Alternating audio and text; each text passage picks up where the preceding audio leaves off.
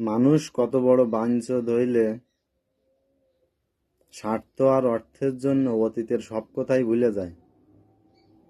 মানে যত উপকার আছে, যত সাহায্য আছে, যাই করিস না কেন তুই, সবই ভুলে যাবে।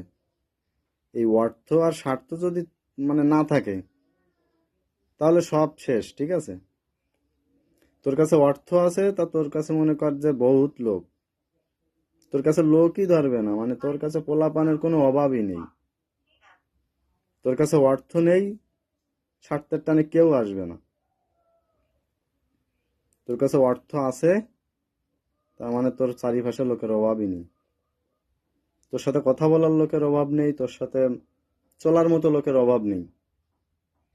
কিন্তু তুই যদি ভুল করেও তোর এই অর্থটা তোর কাছে না রাখিস বা সঞ্চয় না করিস, তোর মতো চুদির ভাই নেই ভাই। তোর মতো চুদির ভাই নেই। দুনিয়াটা এমনই, এইভাবেই চলতেছে, এভাবেই চলবে। ধন্যবাদ।